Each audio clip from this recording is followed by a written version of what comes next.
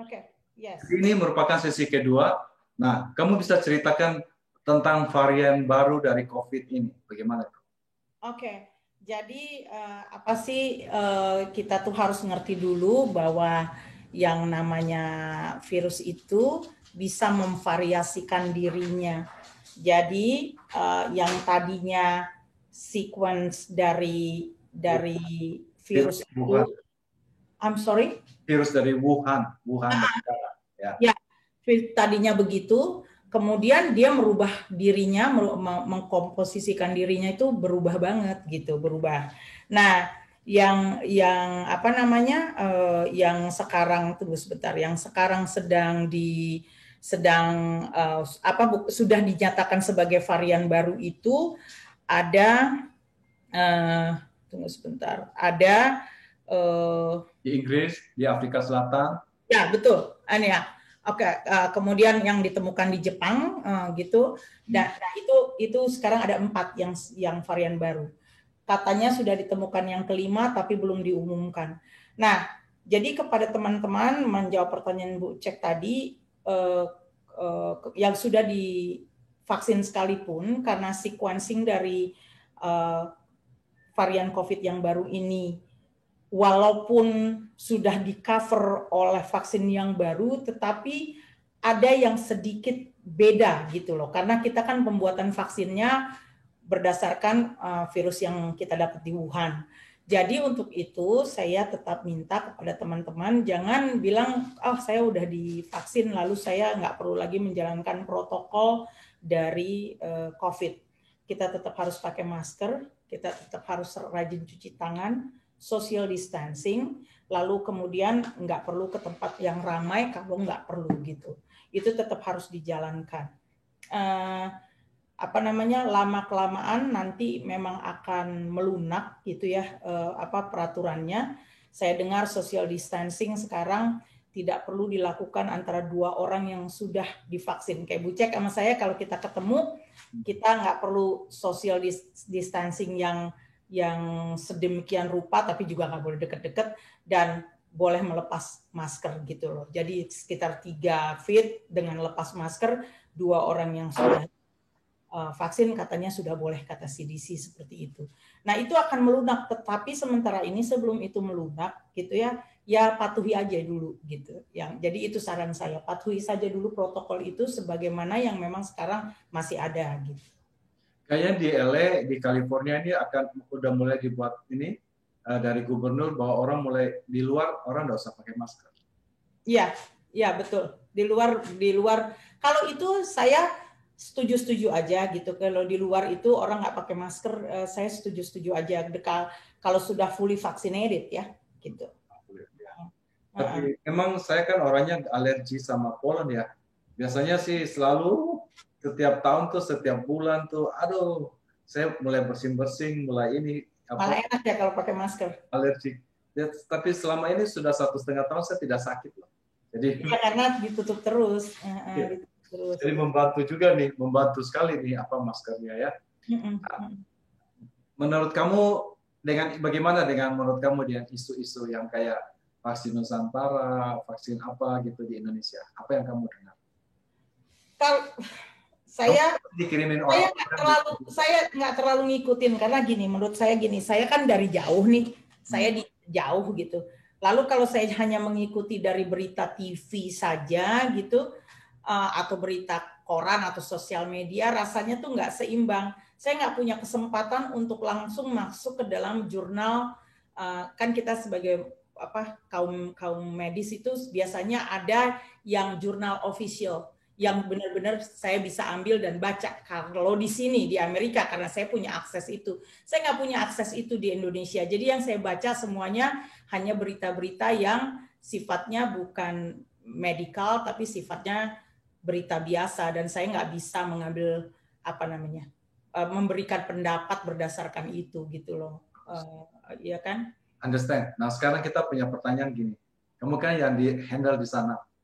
Saat ini yang kalian handle, yang kalian kasihkan tuh masih tetap Pfizer dengan Moderna atau udah AstraZeneca dengan Johnson & Johnson atau bagaimana? Enggak, kita masih ngasih Pfizer sama Moderna. Kebetulan bukannya mengecilkan arti yang lainnya, tapi kan Johnson Johnson efikasinya tuh kecil banget gitu, 65 gitu kan ya, 65% sampai 75 kalau nggak salah gitu. Nah, masih ada kemungkinan terkena atau terserangnya itu 35%. Kemudian yang Azteca itu mengatakan 100%. Jadi yang satu kelewat Terlalu percaya diri, yang satu terlewat rendah. Jadi kita selama masih bisa mendapatkan Pfizer sama Moderna, klinik kami masih mengasih itu gitu. Kita belum pindah ke yang dua ini. Tapi nanti mungkin pada saat keadaan nggak ada pilihan ya terpaksa dilakukan dua-duanya. Sejauh ini kita masih dua-duanya Pfizer dan Moderna gitu. Nah, ini ada hal yang menarik ini masukan untuk kamu. Kebetulan teman saya di sini join dengan klinik studi untuk AstraZeneca. Apa? Azteca. Azteca. Apa namanya apa lagi? Aku sudah lupa namanya. Apa? Iya, Azteca. Azteca? No. Ya. Astra apa? Yang mana ini? Saya AstraZeneca. AstraZeneca. AstraZeneca. Kok bisa saya lupa sih namanya? Cuma satu. Saya juga bingung apa yang Bucek omongin. Kan kita cuma empat. Cuma ada Pfizer, Moderna, Johnson Johnson, dan yang satu apa namanya? AstraZeneca. Iya, AstraZeneca. Iya. Jadi caranya mereka merekrut orang itu begini. Mereka postkan di Facebook, barang siapa yang anggota keluarganya terkena COVID dan kamu masih sehat, dan kamu mau supaya kamu divaksin, jadi yang kamu ada kemungkinan terinteraksi dengan orang yang kena COVID, ikut join study ini. Jadi dia join karena roommate-nya kena COVID-19. Jadi dia kan takut kena, jadi dia join study itu. Ternyata dari AstraZeneca gitu. Yes. Nah, yang menarik, waktu dia disuntik 2 kali dalam 1 hari. Oh. Oke. Jadi dia disuntik 2 kali. Kan kita biasanya kan ini dua-duanya benar-benar vaksin. Iya. Ada placebo. Enggak. Oh, oke. Dia dapat yang sebenarnya dan disuntik dalam suntikan dalam 1 hari. Kan kemarin kan sempat ada menjadi berita. Iya. Ada kesalahan. Jadi waktu itu ceritanya mungkin harusnya kan 20 mili. Ternyata disuntikan 20 dengan 10 mili begitu loh. Ternyata malah orang lebih bagus, lebih sehat gitu loh. Nah, kan ada kan cerita gitu. Malah ini mengenai AstraZeneca-nya. Ya, AstraZeneca. I'm talking about AstraZeneca. Oke. Nah, teman saya ini dia ikut research daripada AstraZeneca. Dia dikasih suntikan 2 kali dalam hari yang sama. Beda jam aja. Mungkin beda berapa menit gitu. Oh, really? Okay. So it's interesting. Apakah mungkin mereka sedang mengadakan penelitian apakah bisa disuntikan dalam 1 hari. Jadi dia cuma 1 kali hari itu aja suntik. Dia tidak disuruh datang suntikan kedua kali.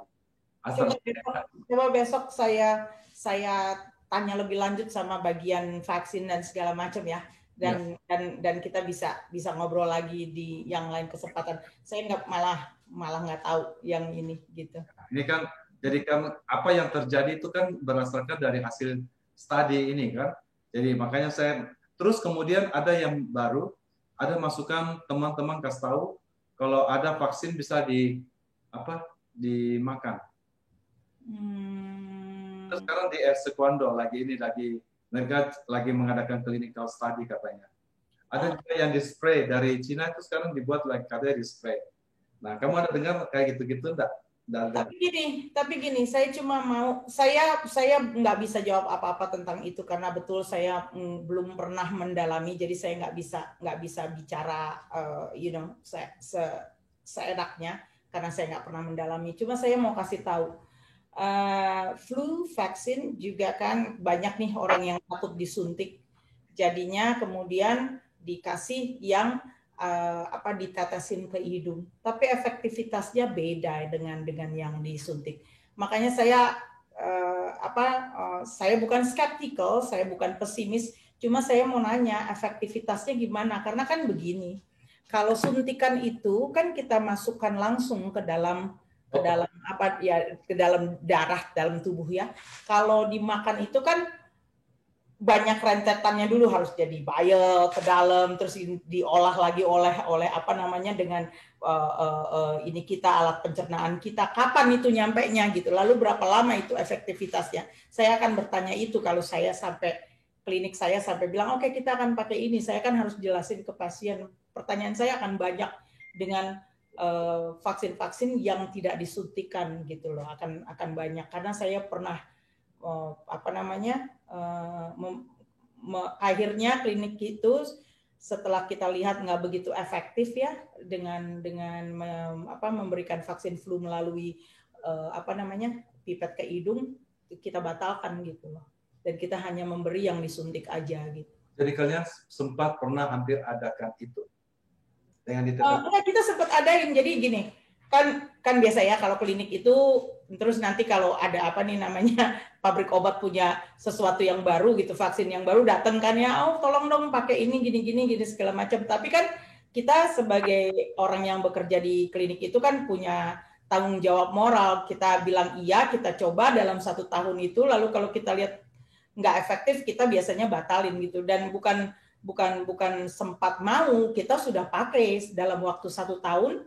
Kita pakai gitu. Jadi kita tawarkan ke, misalnya ada ibu-ibu datang sama anaknya, ibunya disuntik, anaknya kita kasih yang kayak gitu. Tapi kemudian tahun depannya manajemen kami putuskan untuk nggak pakai itu lagi karena efektivitas dari vaksin seperti itu nggak sebanyak yang disuntik langsung gitu. Pertanyaan terakhir, dari pengamatan kamu kan kemarin sempat terlibat langsung. Ternyata kan klinik-klinik kan pada penuh apa. Memang apa betul saat ini berkurang sekarang pasien COVID? Oh, sangat berkurang. Kemarin itu saya sempat pegang banyak karena itu satu kapal pulang semua gitu ya, dan gini. Tapi kalau secara umum apa sih ya, saya melihat ini ya ada kemajuan, sangat berkurang pasien COVID. Kalaupun ada apa namanya yang masuk karena COVID, itu udah bukan yang berat-berat yang sampai nafas saja sampai jatuh-jatuh dari tempat tidur gitu ya, udah nggak ada yang begitu. Masih ada, jangan bilang nggak ada sama sekali, tapi frekuensinya menurun gitu, dan itu membuat kami para petugas kesehatan tuh ya seneng aja gitu, gembira dengan keadaan ini gitu. News bagi kita ya. Cuma yang saya nggak suka itu orang banyak yang bilang itu kan cara apa nih, cara pabrik obat mau jualan vaksinnya. Tapi saya bilang hampir semua negara memberikan vaksin itu gratis kepada kita. Apa iya semua negara mau dibohongin sama pabrik obat? Kan nggak mungkin gitu loh, nggak masuk akal menurut saya gitu. Kecuali kalau ke kitanya bayar, misalnya asuransi kita disuruh bayar atau apa, barulah kita ngerti. Ini enggak kok, benar-benar hampir seluruh negara memberikan gratis kepada rakyatnya gitu. Masa iya nggak ada satu negara pun yang pinter yang sampai sebegitu maunya dibohongin sama pabrik obat? Saya cuma bisa jawab seperti itu aja gitu loh. Ya masa setelah disuntik sekarang semua menurun ini begini, memang kenyataannya begitu gitu. Puji Tuhan, ini adalah berita yang baik. Jadi ya kita berharap mungkin sebulan kemudian waktu kita ngomong, moga-moga 50% divaksin dan moga-moga berita akan lebih baik lagi. Berita yang belum resmi tapi sudah mulai kita ngobrol-ngobrol gitu ya. Kita ngobrol-ngobrol kalau kita video callan sama Dr. Fauci apa segala macam, Bu Cek kan tahu ya, kita karena tempat saya kerja kan universitas, jadi bukan hanya sekedar menyembuhkan orang sakit, tapi kita juga melakukan penelitian, kita ngomong dengan banyak para petinggi yang mengerti banget tentang keadaan gitu. Itu insya Allah katanya November itu kita udah bisa normal kayak dulu lagi, tapi tentu dengan batasan-batasan. Normalnya tuh bukan terus dia itu nggak perlu pakai masker atau nggak perlu cuci tangan, bukan. Tapi semua orang udah bisa berangkat kerja sebagaimana mestinya, sekolah sudah dibuka sebagaimana mestinya, restoran sudah boleh buka lagi gitu. Tapi apa namanya mulai membaik banget nanti, insya Allah November gitu. Insya Allah ya. Ya. Terima kasih Dita ya. Sama-sama. Ya, Ya, semoga bermanfaat ya.